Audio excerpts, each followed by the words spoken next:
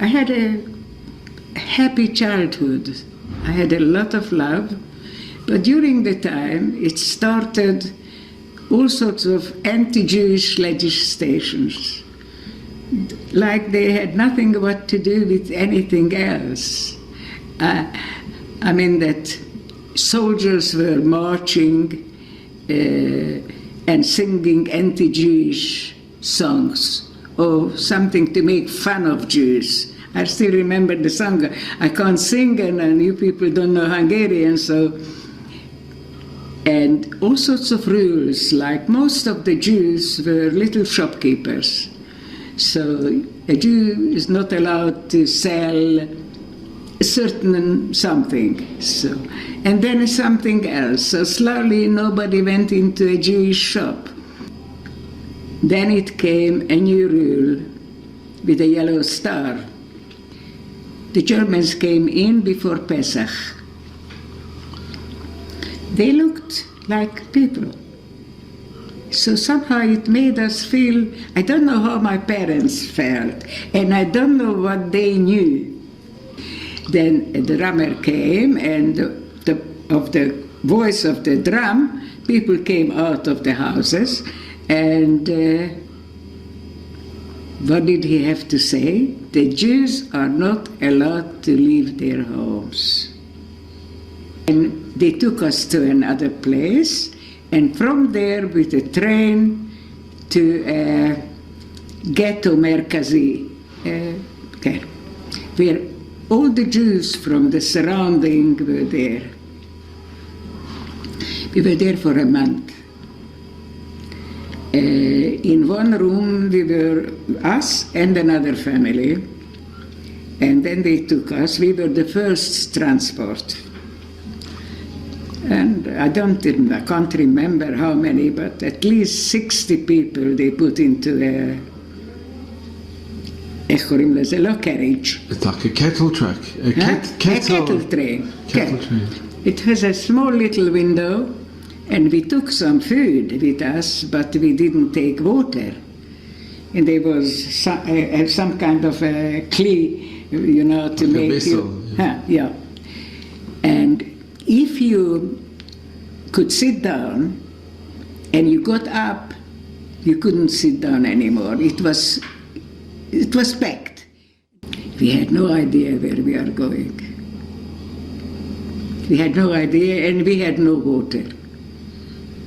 So if you don't drink, you can't eat. So at least you didn't have to use that thing what they put there for a toilet. Later on I heard that my mother said to somebody, if they are going to divide us, she won't be able to survive.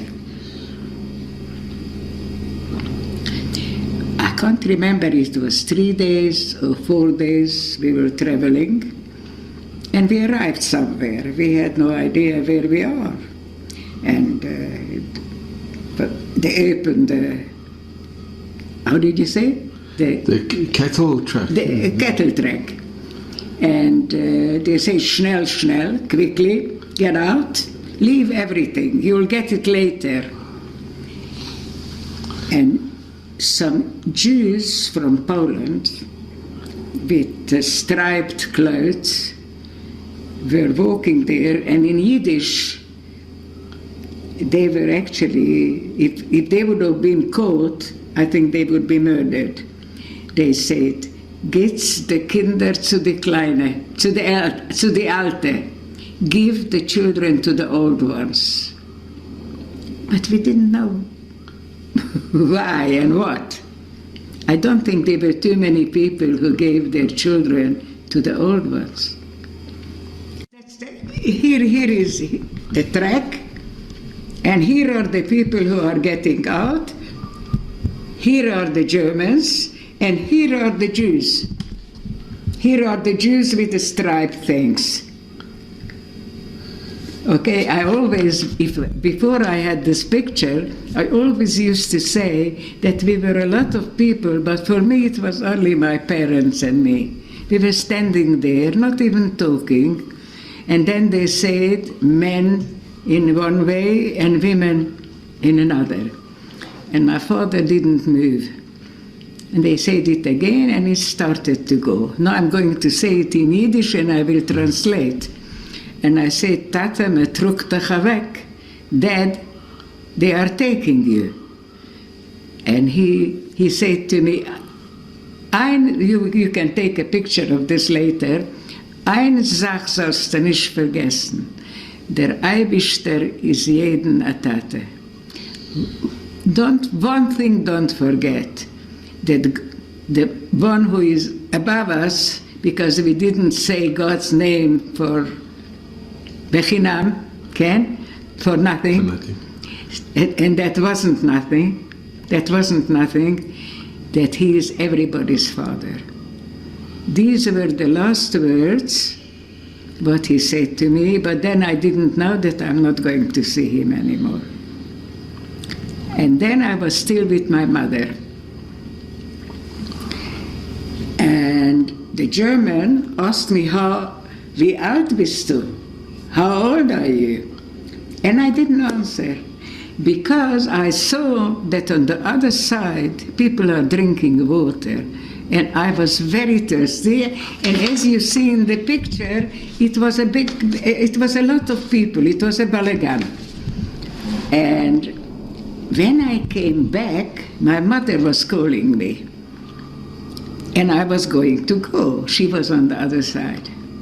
You know, there were two sides, one for a living and one for the death. But we didn't know.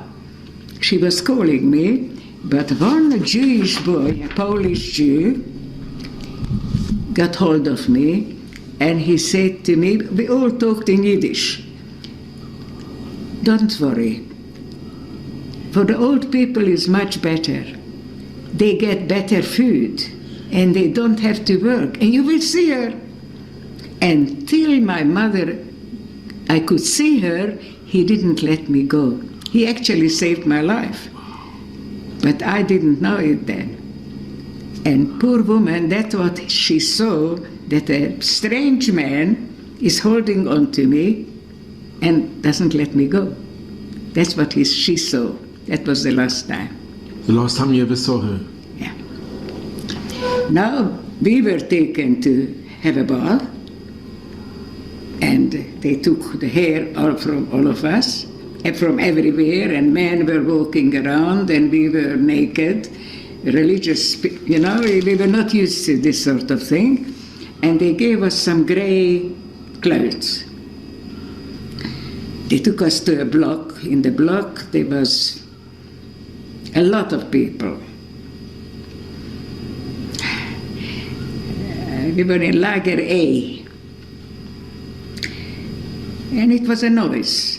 And the person who was responsible for the block, she was called the Blockertester, the one who... You know. And she said, what is this noise? And she knew Hungarian, she was from Czechoslovakia.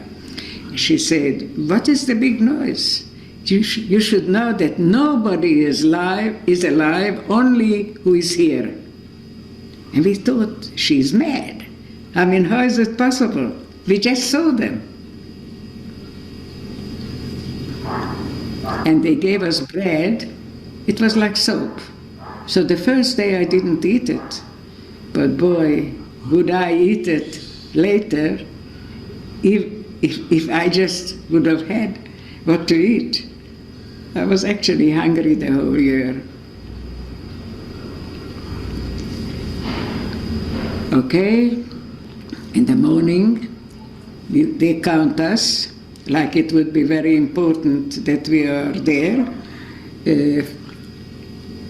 Lines of 5, and sometimes for hours. Winter or summer, we were standing there in one dress till the German came to count us. The first day I saw an SS woman. And I thought, it's a woman, I go ask her what's going on here. But I was lucky that an older person went up up to her, apparently the same question, and she got beaten up. So that was my first lesson, that here you don't ask questions. After a few days, some girls whom we knew were working with the clothes what we brought, and the crematorium was nearby.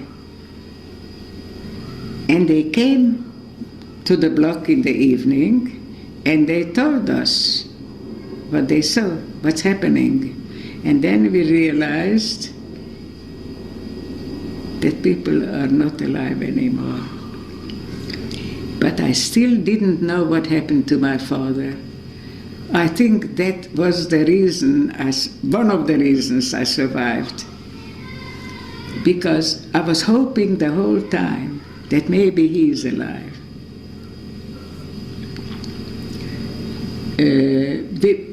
I was given a number. You can't see, it's wrinkled. Do you remember the number? Yeah, I learned it the first day. I thought, and I don't know why, I didn't realize it's going to stay with me. It's an English A, 6766. I learned it because I was not Rosenberg at the time there. A number. I was a number. If they wanted me, they didn't call me by name, they called my number. So after a while, we were chosen 20 girls, and we went to Auschwitz every morning. That's about 3 kilometers. And the evening we came back. We worked on the fields and in gardens of SS. And then when winter started to come, we were taken to, again, you had to stand naked, and they were coming to see, like, I had some kind of a sore on my stomach, and you had to put your clothes on one side, everybody on the same side, and I put it on the other side to cover. And I remember, I don't know if she was Jewish or not, I think she was, a doctor. She picked up the clothes and put it back. And that's how I arrived to Auschwitz. It was for a very short time, but the situation was much better than in Birkenau. Can you imagine that we had a blanket? Everybody had a blanket. We were working in a matpera where people were correcting clothes. But not that was a short while, because we heard already the Russians. We heard the shooting. I even said to a friend of mine that maybe we should hide between the clothes, but she didn't have the guts, and so I didn't. And we were, no, but I forgot something very important. Some girls were working in a factory of ammunition, and they stole some ammunition. And they sent it to the people in Birkenau, to the people who work in the crematorium. And they blew up the crematorium. It was a bit too late, and then it stopped the killing. But the girls were caught, and we had to watch. We had to stand there and to watch. 2 were hung in the morning and 2 in the evening, that people who should see who work in the morning and people who work at night. I remember one girl, they told us to look. I mean, you can't do with anybody, to look to a certain place if you don't want to. But I saw the girl walking towards the place. She was a beautiful girl, And she was so proud. So they took us for the Dead March. That was in January, the beginning of January. It was very cold. This is 1945. And we were 25, and we were not very well dressed. I don't know exactly for how long, but more or less about 2 weeks we were walking. If somebody didn't say that I can't, there was one German who was actually quite decent, and he said, maybe you want to try. And the person said no. So they said, stand aside, and we just heard the shooting. They didn't leave anybody alive. We arrived to Ravensbrück.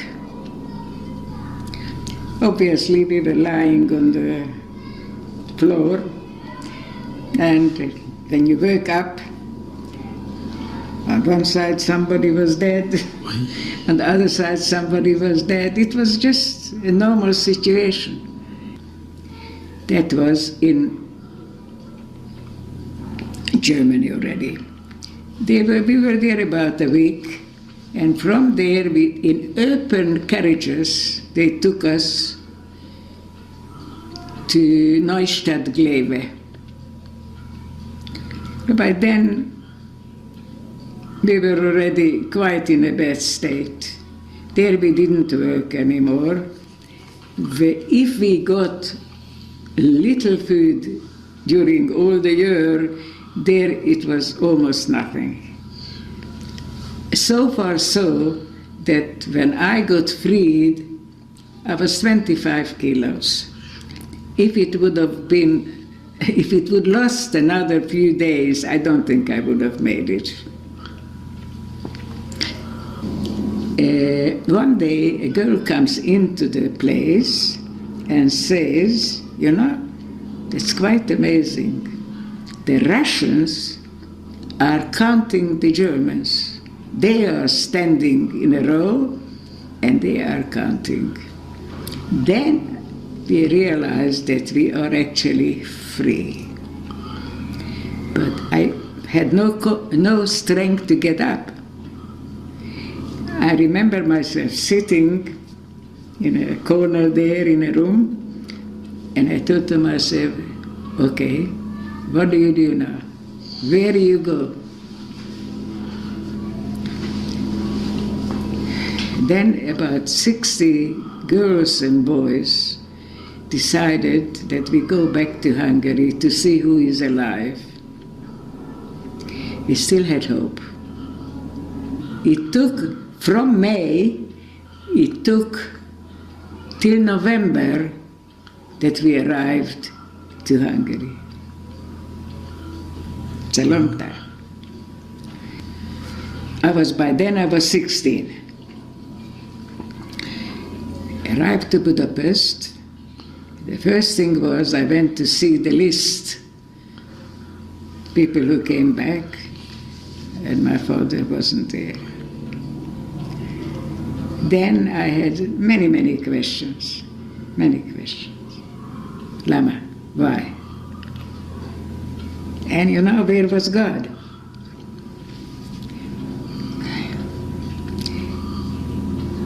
But you know, I was alone. And I got a very religious upbringing. And you had nobody else, just him. If you lose him too, so what do you have?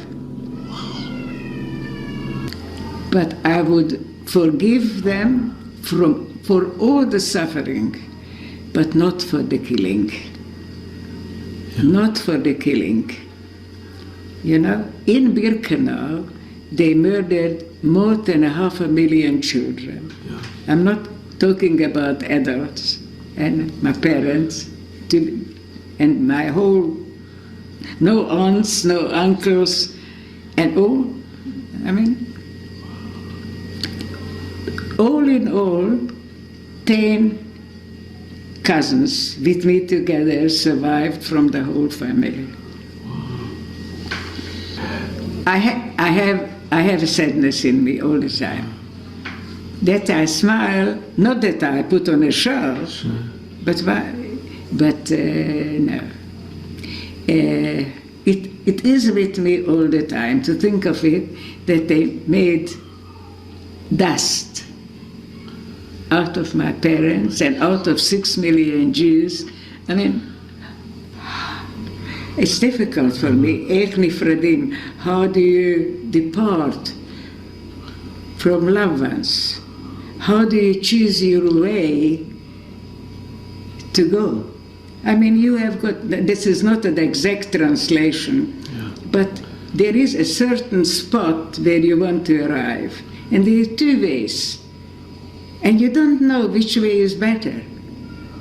And you don't know which one to choose.